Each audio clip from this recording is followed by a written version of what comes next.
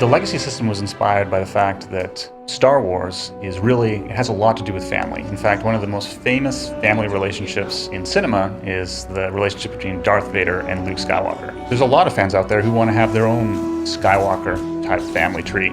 And the ability to create your own last name and to create essentially your own family dynamic, I think is going to appeal to a lot of players. No one's really ever done a system where your characters have these ties. People sometimes like to imagine that their characters are related to each other, but it's been a part of our design to actually really make that official since the very early stages of the game. In our system, you can actually build sort of that relationship tree and say, hey, this guy was the parent to this guy, and this guy was the brother to this guy, and this guy was the ally to this guy, and sort of get a map of how your legacy all relates to each other.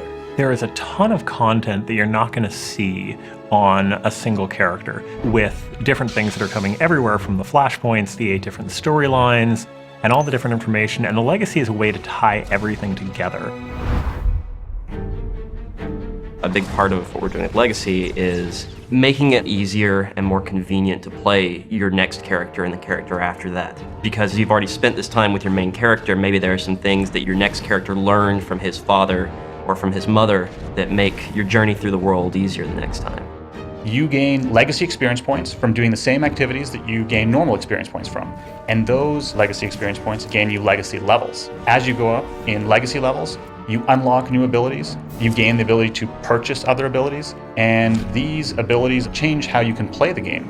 Getting social points in the legacy system will now give you roleplay emote packages. So we went through the entire game and we found every great piece we had, and then we created some new ones. One of the things that we wanted the legacy system to do was have a little bit there for all the different type of players, and role-playing is no different.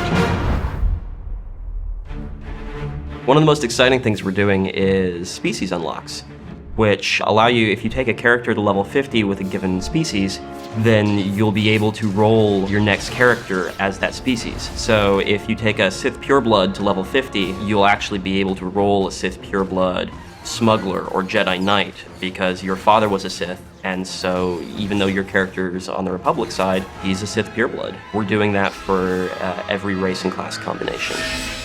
If you hit certain benchmarks in your class player story, we're going to give you unlocks that, for example, might allow you to, I don't know, force choke somebody while you're playing an agent. And we're going to have some good controls on that to be sure that it's mostly fun and mostly, kind of toys, but at the same time, we really want to add some flair to the experience. It allows you to live out that fantasy, and I know a lot of fans have this fantasy of when you have someone who's not a Jedi or a Sith, but has an affinity for the Force. So if you create a bounty hunter that's a part of the legacy system where you have a high-level Jedi Knight, that bounty hunter might be able to use certain Force abilities that his parents had access to. One of the things that you're going to start seeing drop throughout the game world is what we call bind and legacy gear. There'll be items that are specifically restricted to your legacy that you can trade freely amongst the characters on your account. So, it may bind when your Sith Warrior picks it up, but then he can mail it to your Imperial Agent character. That character can get sort of a head start with good gear early on. For players who don't like to play multiple characters, they have their one character and that's the only character they're going to play. The legacy system still has benefits to them. You still gain legacy experience points, you still gain legacy levels, and those will still give you unlocks.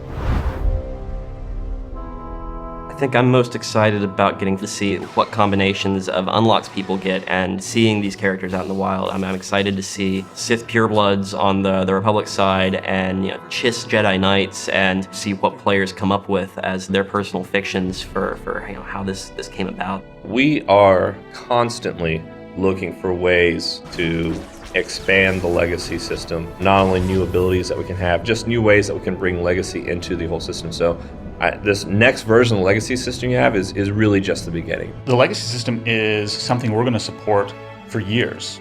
We have a team that's entirely focused on continuing to add new abilities, new perks, and some other secret stuff I can't really give details about right now.